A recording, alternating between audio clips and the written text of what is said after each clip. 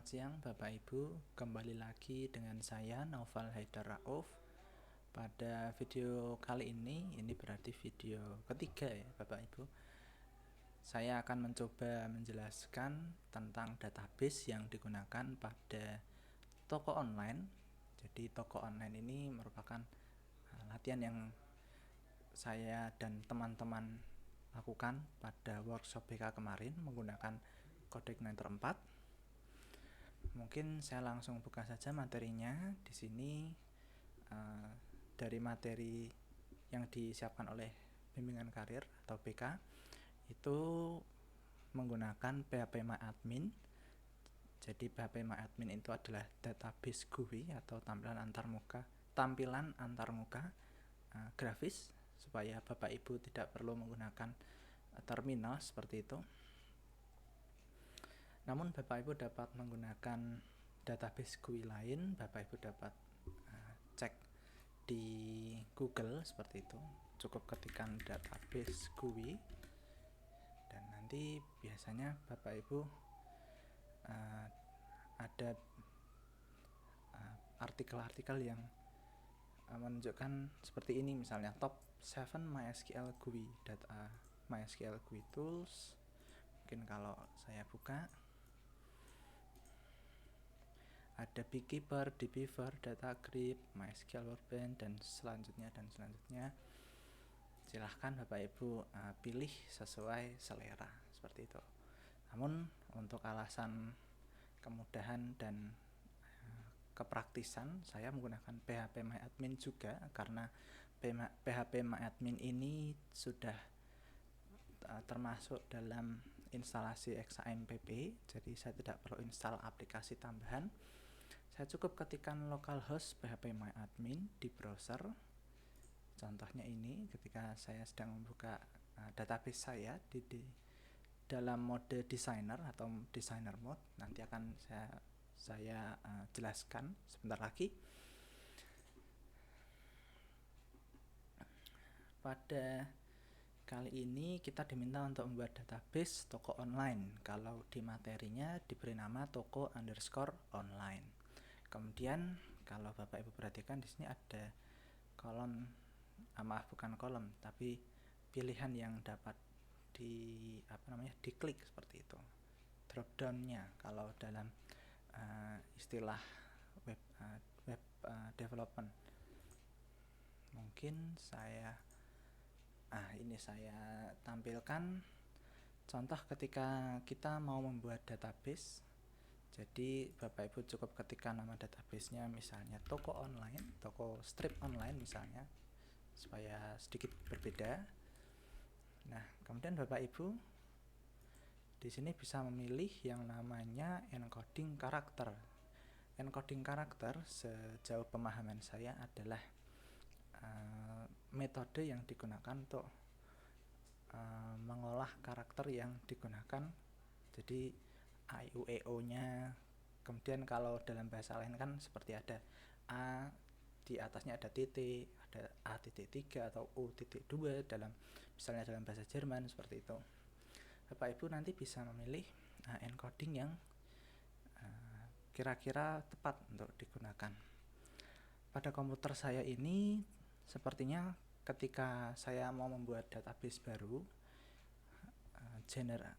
bawaannya adalah UTF-8 MB4 General CI seperti itu.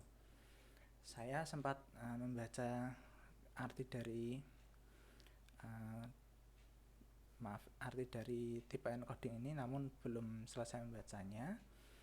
Sejauh pemahaman saya adalah UTF-8 ini adalah tipe encodingnya. Kemudian yang CI ini saya belum selesai membacanya, jadi saya belum tahu. Kemudian pada database yang di materi ini kita diminta untuk menggunakan encoding bernama Latin 1. Swedish ini kalau tidak salah bahasanya seperti itu, bahasa yang kemungkinan dipakai kalau tidak salah. Nah, Bapak Ibu bisa ikuti saja. Saya juga awalnya menggunakan UTF-8, namun ketika saya cek di designer mode itu ada satu relasi yang tidak muncul, yaitu relasi dari barang ke komentar. Kalau sekarang barang dan komentar sudah saling terhubung karena ini database-nya sempat saya drop database, berarti Bapak Ibu menghapus database-nya. Saya hapus dulu database-nya, kemudian saya buat lagi database-nya dengan nama yang sama, kemudian saya lakukan PHP Spark Migration yang nanti akan saya jelaskan sebentar lagi. Dan ketika saya ubah encodingnya menjadi Latin 1 Swedish CI, ternyata sudah bisa terhubung antara tabel komentar dan barang.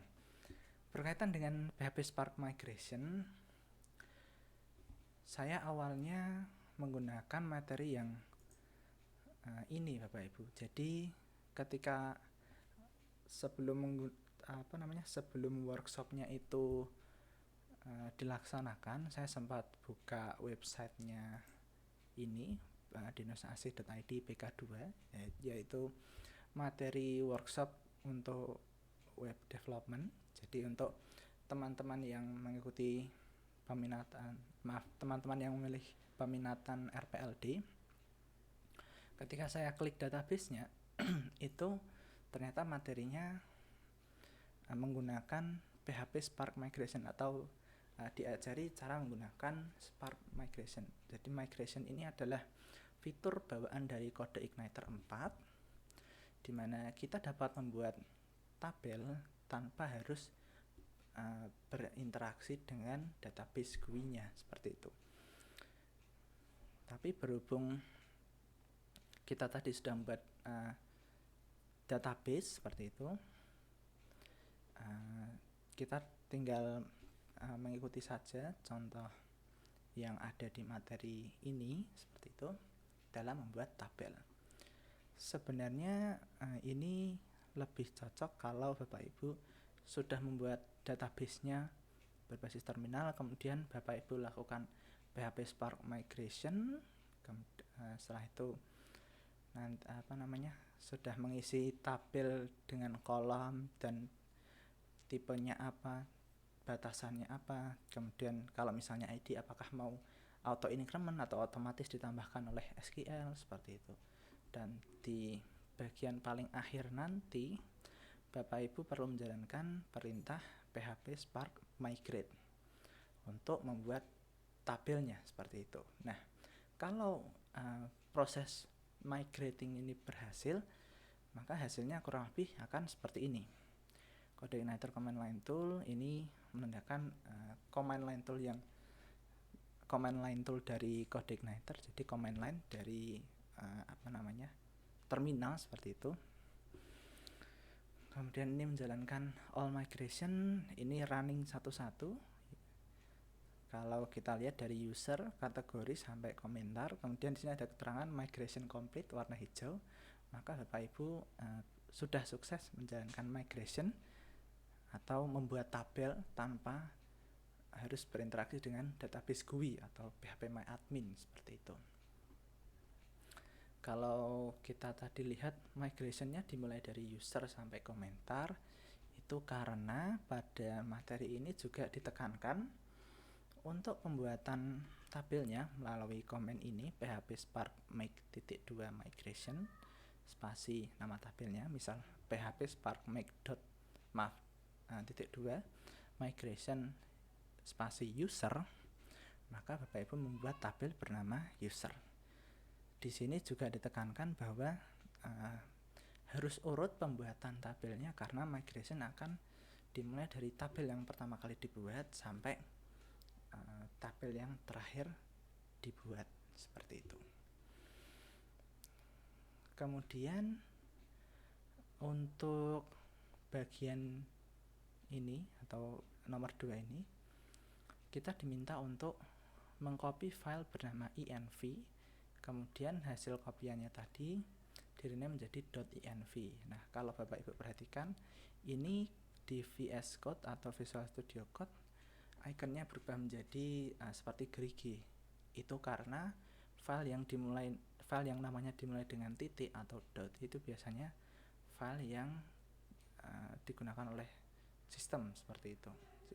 Sistem di sini berarti sistem yang digunakan dalam projectnya CodeIgniter 4. File .env ini tidak akan dilacak oleh Git, akan dibiarkan saja dan tidak akan di-push ke GitHub karena file yang dimulai dengan dot atau file system itu sifatnya privat, tidak boleh dipublikasikan ke repository, entah itu repository GitHub-nya bersifat public atau private. Kemudian dalam file tersebut kita diminta untuk menghilangkan tanda pagarnya supaya ini aktif seperti itu. Jadi pada file env itu berisi settingan-settingan yang Bapak Ibu gunakan untuk mengatur project CodeIgniter 4. Ini file env-nya. Kalau Bapak Ibu lihat, saya sudah punya file .env atau .env di mana saya sudah menguncomment atau menghilangkan tanda pagarnya pada settingan CI environment. Awalnya CI environment ini adalah variabel atau settingan yang berisi production. Kemudian saya diminta untuk mengubah isinya menjadi development. Untuk maksudnya CI environment ini adalah environment yang digunakan oleh CodeIgniter 4, apakah akan environment yang bertipe production atau lingkungan di mana websitenya ini nanti sudah berjalan sudah di hosting dan bisa diakses oleh pengguna, atau environmentnya ini masih berupa environment yang digunakan oleh developer seperti itu. Jadi kalau bedanya production sama development itu adalah ketika di environment yang tipenya development, Bapak Ibu bisa melihat errornya di mana, kemudian penyelesaiannya itu cukup diklik pada errornya, nanti dari CodeIgniter 4 akan mengarahkan ke Google Search dengan errornya tersebut sudah diinputkan ke kolom pencarian seperti itu. Jadi ketika ada error atau bug atau warning, Bapak Ibu bisa melihat error atau bugnya di mana. Tapi kalau di production atau di lingkungan di mana website tersebut sudah jadi atau siap dipakai ya, tentu kita tidak mau pengguna itu dikagetkan atau dibuat takut oleh error, warning atau bug yang muncul ketika websitenya itu sedang dipakai oleh pengguna, ketika penggunanya berinteraksi dengan website kita seperti itu. Jadi memang kalau sedang mengembangkan websitenya menggunakan CodeIgniter 4, Bapak Ibu perlu mengubah CI environment-nya menjadi development.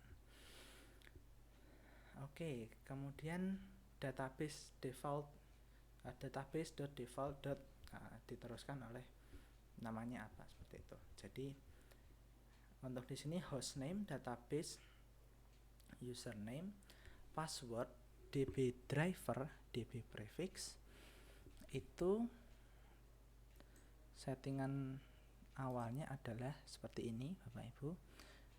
Yang akan kita ubah sedikit adalah di bagian database, username, password, karena database-nya nanti perlu Bapak Ibu sesuaikan dengan database yang sudah dibuat. Kalau punya saya adalah my strip online strip shop atau my dash online dash shop. Kemudian untuk username-nya saya menggunakan username bawaan XAMPP yaitu username root. Passwordnya itu tidak ada, jadi passwordnya kosongan. Hostname-nya localhost, maaf saya lupa menambahkan. Kalau Bapak Ibu menggunakan hostname-nya berbeda, jangan lupa ini juga diganti isinya. tentu Bapak Ibu juga harus menghilangkan tanda pagarnya supaya settingan ini bisa aktif seperti itu. Sebenarnya settingan yang ini dapat Bapak Ibu ubah melalui masuk folder ke app, kemudian config, kemudian ke database ini Bapak Ibu. Jadi Bapak Ibu bisa mengubah settingannya, tapi kalau tidak mau repot mencari, karena kalau Bapak Ibu lihat folder config ada file sebanyak ini. Kalau Bapak Ibu sedang developing atau mengembangkan website ini, atau ketika sedang ngoding dalam posisi ngantuk, tentu ini akan menyusahkan atau bahkan bikin bingung seperti itu. Jadi solusinya bisa menggunakan file yang env, di copy, kemudian hasil kopiannya nanti namanya dijadikan .env atau .env. Jadi file di .env ini ketika ada yang kita aktifkan, isinya akan mengoverride atau mengganti settingan yang ada dari CodeIgniter 4 secara bawaan seperti itu.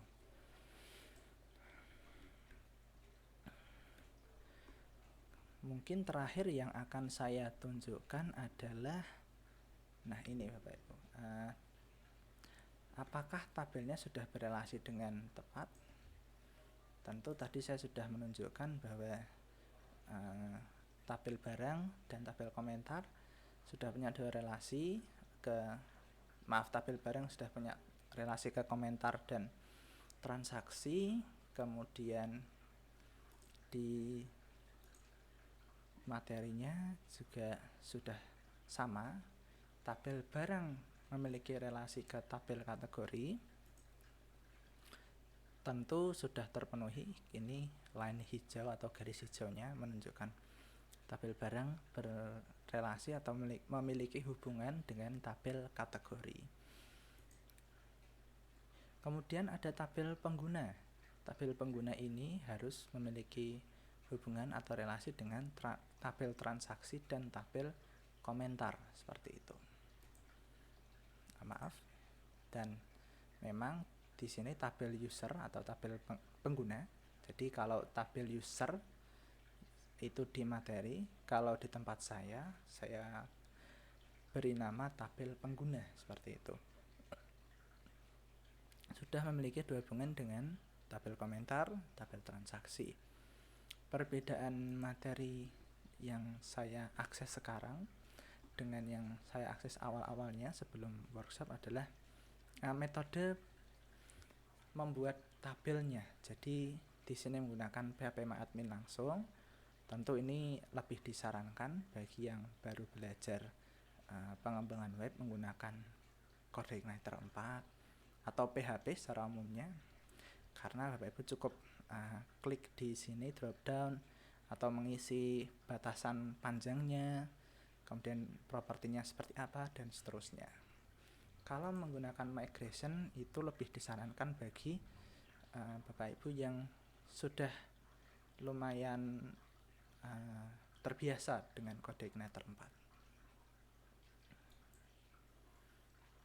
Dan perbedaan kedua adalah tabel yang akan kita buat, tabel yang jadi itu ada 1, 2, 3, 4, 5 ketika menggunakan phpMyAdmin.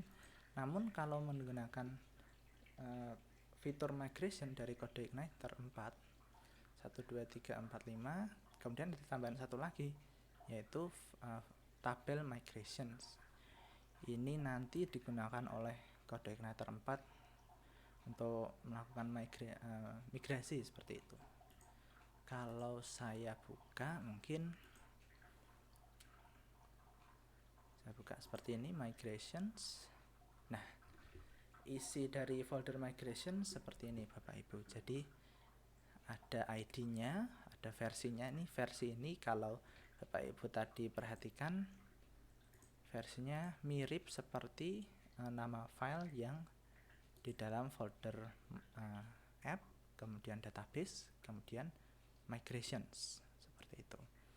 Kemudian di sini ditunjukkan diisi oleh kelasnya. Jadi ketika dipanggil nanti ketika dipanggil dari PHP Spark migrate seperti itu, nanti akan memanggil dari dalam folder dari dalam kolom kelas ini supaya dijadikan tabel. Kemudian grupnya ini adalah grup default. Jadi database kita menggunakan grup default, bukan yang testing seperti itu.